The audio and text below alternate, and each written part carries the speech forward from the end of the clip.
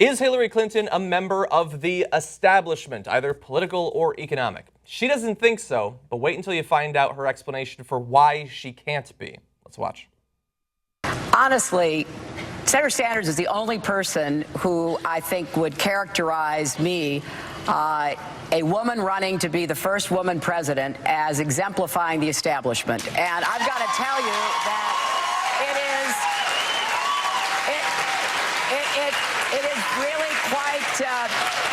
it's really quite amusing to me. It's amusing to me as well. It's amusing to all of us, I think. Yeah. Now, look, she got cheers there. Right. I mean, the audience liked that line. I can't say for sure if they liked the line because it makes sense to say that you can't be part of the establishment if you're a woman running, or if they like that she's a woman running. It could be that they're cheering because that's a good thing. Or third possibility, they're cheering because they think that was a winning line. Yeah, and Maybe. I think that that's what I think that was. You think so? I think that was like, yeah, that's a line. You got it. You stuck them. You got them. Yeah. But the idea that a woman can't be a part of the establishment is the most ridiculous fucking thing I've ever heard in my life. You lived in the White House for 8 years. I think you're part of the establishment. She was a senator. You were a senator. Well, that's really the thing that gets to me is it would be one thing to simply say, I'm not connected, I'm not part of the establishment, but you then can't make your entire campaign about how you have more political experience than the other guy. Yes. How you advised Obama on all of his important decisions, how you were Secretary of State, how you traveled all over, how you were First Lady, how you were a senator, how you were on the board of Walmart before you were even really largely in the public eye, because you happen to be married to the governor of Arkansas at that point, and that's where they were headquartered. Like, she has been involved and in the mix, and some of that is a positive and a plus for her. She can say that she has experience. Again, but there is a necessary other side to that coin, and it's being a part of the establishment, and that's a very easy case to make, I think, when you have received literally millions and millions and millions and millions and millions of dollars in campaign donations and speaking fees. From a tactical standpoint, all of what you just said is walled off to her, right? She can't say any of those things and really play herself as disconnected from the mainstream because she so clearly is a part of the mainstream for all the reasons that you just detailed. Her only card to play is the woman president card. It's a brilliant play. I mean, brilliant might overstate it, but I mean, it's a smart play. I hadn't thought of it. Because it isn't the case that a woman has served as president before. It's a white man's game, the presidency. Finally, we got a black dude in there, and now this woman can play that card. She can't play any other card in the deck for all the reasons you just said. So, yeah, that's a decent retort in that situation, and that's what I think Jimmy's saying. That was I think that was that kind of clap. That's yes, but again, I'm not criticizing Hillary Clinton for defending herself or even attacking Bernie Sanders. I'm criticizing her for the way in which she's doing so. She's doing it like a right-winger does it, and she's lying to the Democratic base. You know, what she could have said there, and which I would have applauded her for saying, is if she would have said, if you want to tag me with the moniker of being part of the establishment because I've committed my life to public service and helping people, I'll gladly take that moniker because I want to fight for people. That's one way. Which would be true. Yeah. Which would be true, right? So now you're just playing semantics, and I'll give you that. But to then pull the woman card in front of a bunch of lefty liberals when we know that it's disingenuous is the best thing I could say about it. And it's like the way she's campaigning. Again, she did this in the primary against Barack Obama. It made everybody crazy who was a real liberal then. I remember Keith Olbermann screaming at the top of his lungs. I don't remember that. Well, you're young. I remember him screaming a lot, night but not about after this. night about it, and he was they were saying stuff about when Barack Obama was winning, and Bill Clinton said, or it was her or Bill Clinton said, well, Bobby Kennedy was leading too, and then he got shot. Like, what the? Oh, yeah, They were doing all kinds of underhanded, crappy stuff. The campaign released that photo of him in the traditional Islamic garb. Yeah. So it's insulting. It's like when atheists use their atheism to forward right-wing agendas. It's like when you use when you use your womanhood to suggest that you're a trailblazer to try to try to press that liberal card, but what you're really doing is moving center-right positions forward under the guise of that you're a lefty liberal woman. disgusting to do that. Yeah, and look, we're not going to show the video, but she combined that with her defense of receiving the speaking fees was to say it's an artful smear to imply that simply because a politician has received millions of dollars, that they have been bought. I would have responded by saying, yes, that is true. They have been bought in that case. And maybe that does include a lot of politicians that people in the room like Obama and like Shaheen and like whatever other local politicians from that state that she could bring up. And she had a lot prepared because she thought of this in advance. They are being bought. Now, nobody wants to see a panel of three guys saying that she's wrong to play the woman card. So I understand that whatever I say, I'm automatically wrong anyway. But please try to hear me out.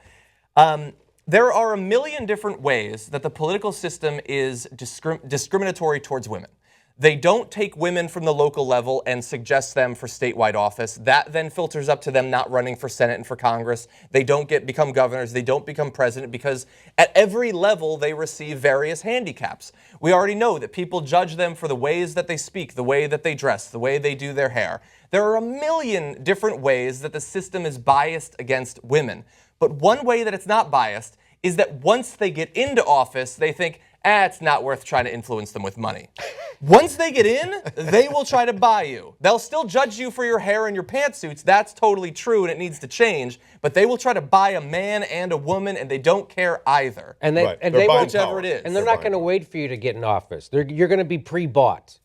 Just like Hillary, just like every politician, they're pre-bought. That is why, and that's the Achilles heel there of Bernie Sanders is that he can't attack the president for also being bought. And what he should have said was, we have an entirely bought government, and I'm here to start a revolution to get money out of politics because the entire thing stinks. And that's what he kind of says, but he won't say. He'll say, I think President Obama's a progressive. Well, if you agree with him, then what the fuck are you running for? You know what I mean? It's like, of course, it's the whole system. And it took down a good man like if President Obama wasn't bought, we would have already broken up the banks. If he didn't take that chance, we wouldn't have this toothless Dodd-Frank.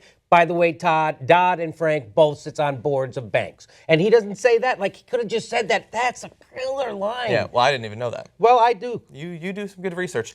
Now, I was going to read you a section of an editorial from Janelle Ross on the Washington Post. Not Bernie fans generally as an organization, although individual writers can, of course, be. But we've largely covered that material. But I do want to cover one other area that I thought was interesting. You're going to see a photo of Howard Dean, who was once in a position not too dissimilar from Bernie Sanders. I think if you were to go back and analyze his speeches, they were not as out there, as some would say, as Sanders. Who's that guy next to him? Exactly. So she brought that up as, look, I've got Howard Dean on my side. And nobody really questioned who the other people in the audience were, and why would you? Except that, of course, that is a guy named Elmendorf. He is very highly placed in her campaign. He runs Subject Matter, a go-to Democratic lobbying firm for corporate interests, which this is their advertising sentence, raking in more than $10 million in fees last year.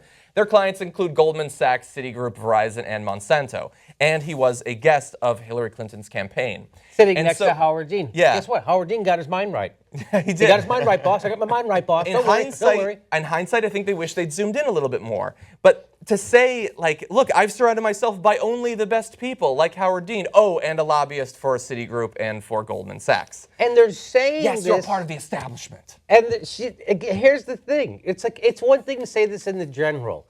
It's another thing to say this against the real deal, who was Bernie Sanders, who was not taking corporate money, who was not taking Wall Street money, who was taking money from the people. And guess what? When someone gives you money, they want something back, right? When the bank loans you money for your house, they want money back, right? So when the bank gives you money for an election, they want political favors back. They want you to rig the system for them even more. They want crony capitalism. They want something back. And what Bernie Sanders does, he takes money from the people. The people want something back too. You know what they want? They want free college. They want universal health care. That's what he's going to give them. Yeah.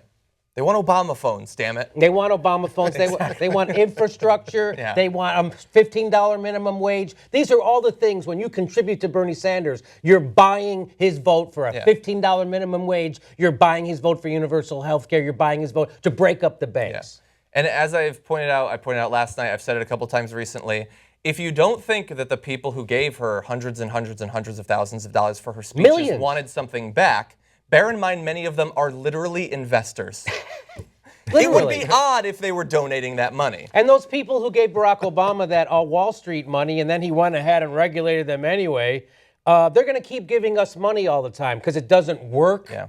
That's why they keep giving you money, because it doesn't work. And of course, Jimmy's right. They give it to you on the front end, while the election's going on, because they know they'll get the favors back on the back end. Yeah. Exactly. And all the Democrats who are now going to come after Bernie right now are coming after them at the behest of their own donors. That's who they're coming after. We all have to get together. This guy's about to break open our system of donors, and then we write toothless regulations for Wall Street, and then we go sit on boards afterwards and make millions of dollars. Goddamn Tom Daschle works for an insurance company. He lobbied against the public option. Goddamn Tom Daschle did. Yeah. So it's a gross system, and Bernie needs to articulate it even more. And the part, I understand you have to really thread that needle of, I got to expose both parties for being bought, yet I still need one party to work with me. Yeah, exactly. Right? So that's a very tough thing to do. But once you get the people behind you, like FDR did, you can crush Al Smith in the primary. And one more quick thing. Okay, what's that? She's doing this in the primary. Ostensibly, she's bullshitting like this, like a right-winger, to the most interested, the most informed voters, right? Right-wingers, we know, are low-information voters, which is why they vote against their own interests. Left-wing, we're supposed to be evidence-based. That's what makes us liberals. We don't think... Right-wingers think social programs work or laws work because they're right. Liberals think stuff is right because it works. Do you see the difference? We're evidence-based. So what she's doing is obfuscating, bullshitting. We know the truth. We know why Bernie is catching on, because he has a message of anti-corruption from money in politics. Her solution is everything's okay right now. So if you think the way the banking system and the campaign finance system is working right now, if you think it's A-okay, vote for Hillary. If you think it's fundamentally corrupt and it needs change, vote for Bernie Sanders. And the fact that she thinks she can bullshit the most informed voters is what's going to lose her. If not this primary, it will definitely lose her the general, because she's going to suppress the vote. And I'm telling you right now, all these people saying, hey, you're going to be sorry when it's President Cruz, it's not going to be because he ran against Bernie Sanders.